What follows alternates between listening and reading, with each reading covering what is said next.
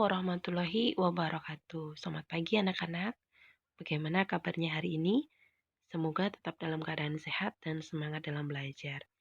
Pagi ini bahasa Inggris, kita akan belajar tentang simple present tense. Apa itu simple present tense? Kita bahas bersama-sama ya. Yang pertama, simple present tense itu digunakan untuk kegiatan rutinitas atau kebiasaan, ya. Kemudian yang kedua, itu digunakan untuk menunjukkan fakta-fakta keseharian. Yang ketiga, biasanya digunakan untuk bercerita daily activity atau kegiatan sehari-hari. Nah, karena simple present tense itu digunakan untuk kegiatan rutinitas atau sehari-hari, maka keterangan yang biasanya digunakan itu seperti every day, setiap hari, every night, every morning, every month, every week, every years lah. Atau today, hari ini, kemudian usually, seperti biasanya, kemudian always, selalu. Nah, kata-kata keterangan ini biasanya yang diikuti dalam simple present tense. Nah, sebelum kita masuk materi pokoknya, Bu Ayu juga akan mengingatkan tentang kata ganti orang dalam bahasa Inggris ya. Masih ingat kan? I, you, we, they, he, she, it. Itu merupakan kata ganti dalam bahasa Inggris. I yang artinya adalah saya, kemudian you kamu atau kalian, we kita atau kami, kemudian they mereka, he dia laki-laki, she dia perempuan, dan it itu untuk kata ganti benda atau hewan. Kemudian yang akan kita bahas hari ini itu nanti ada 3 kalimat, yaitu bentuk kalimat dalam bentuk kalimat positif atau positive sentence. Yang kedua adalah kalimat negatif atau negative sentence. Dan yang ketiga adalah kalimat interrogatif atau kalimat tanya. Yang pertama adalah positive sentence atau kalimat positif. Kalian bisa lihat pola kalimatnya ya. Pola kalimatnya sebagai berikut. Yang pertama adalah subjek atau kata ganti orangnya, kemudian verb yang nanti akan ditambah dengan e dan es, s dan es, kemudian objek, dan yang terakhir adalah adverb. Contohnya adalah seperti ini. Bu Ayu kasih contoh, 6 contoh sesuai dengan subjek atau kata ganti orangnya masing-masing ya. I study English every Saturday. Saya belajar bahasa Inggris setiap hari Sabtu. I di situ sebagai subjek, kemudian verbnya study. Jadi study di situ sebagai verb atau kata kerja. Kalian bisa lihat ya catatan di pinggir itu. Jadi kalau subjek itu artinya kata kerja, kata ganti orang. Kemudian kalau verb itu kata kerja. Kalau adverb itu adalah kata keterangan. Jadi kalau keterangan itu ada banyak ya. Misalnya keterangan waktu, keterangan tempat, keterangan suasana. Nah ini Bu Wayu pakai keterangan waktu ya. Every Saturday, berarti setiap hari Sabtu. Itu termasuk adverbnya. Nah, yang perlu diperhatikan di sini adalah sesuai dengan subjeknya. Kalian bisa lihat I, you, we, they itu kita verbnya atau kata kerjanya sampai sini ya. Itu semuanya pakai study. Kan? Tapi kalau he, she, it kita menambahkan es di belakang verb atau kata kerja. Jadi khusus untuk subjek he dan she itu pada saat kata kerja akan ditambah dengan s atau es ya, khusus untuk he dan she.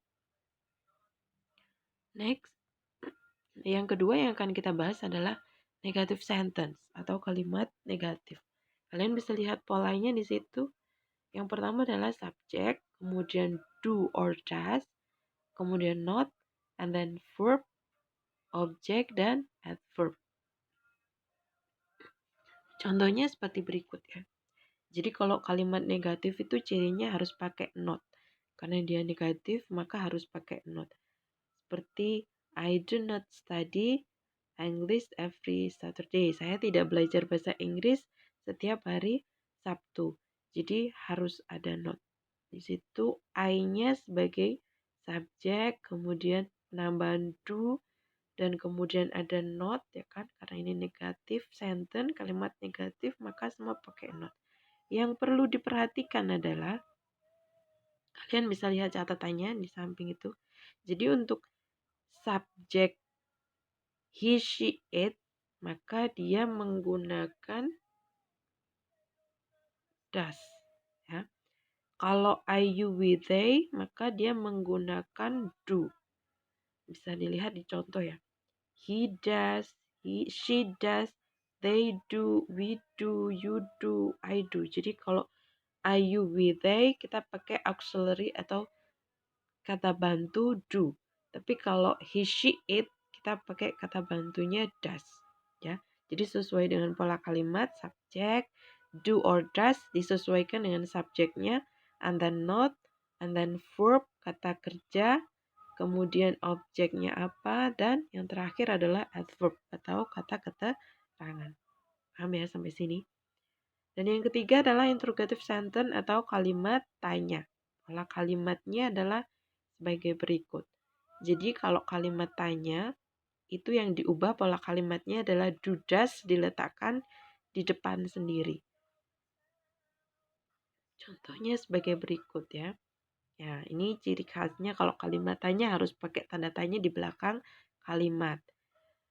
Sesuai dengan pola kalimat, maka do or does diletakkan di depan kalimat.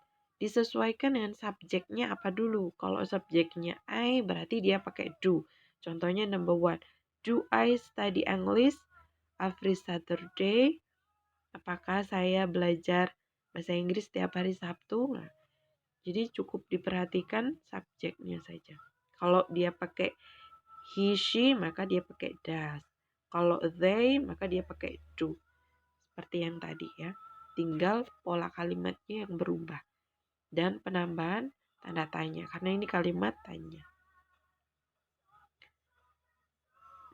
Nah, latihan soalnya adalah sebagai berikut. Underline the correct verb in bracket dan determine the type of the sentence. Jadi tugasnya adalah menggarisbawahi kata kerja yang benar pada yang ada di dalam kurung. Kemudian tentukan tipe dari kalimatnya. Contohnya number 1. Bu Ayu kasih contoh nomor 1. Jadi kalian disuruh menentukan kata kerja yang ada di dalam kurung itu yang benar yang mana. Kan itu ada 2. Misalnya Windy buy or buys a new car. Jadi yang benar Windy pakai buy or buys. Karena Windy itu she termasuk dia perempuan ya, kata gantinya she, maka yang benar adalah yang mana di garis bawahi. Misalnya buys. Kemudian kalau sudah ditentukan kata kerja yang benar, maka ditentukan ini termasuk kalimat apa. Windy buys a new car. Nah, di situ kalian tentukan. Nah, di situ Bu Wahyu tentukan, oh ini kalimat positif. Jadi di situ dikasih panah, tanda panah, kemudian ditulis positif sentence. Gitu ya, paham ya? Jadi soalnya cuma ada 10, number 1, nanti number 10. Nah, kalian yang pertama harus menentukan kata kerja yang benar yang ada di dalam kurung. Kemudian yang kedua tugasnya adalah menentukan kalimat ini termasuk kalimat apa. Apakah positif sentence, kalimat positif, apakah negatif sentence atau kalimat negatif, atau interrogative sentence atau kalimat tanya. Jadi dikasih panah, kemudian ditentukan kalimatnya. Cukup sekian pembelajaran untuk hari ini. Apabila ada pertanyaan, bisa bertanya kepada Bu Wahyu. Bu Wahyu akhiri, wassalamualaikum warahmatullahi wabarakatuh.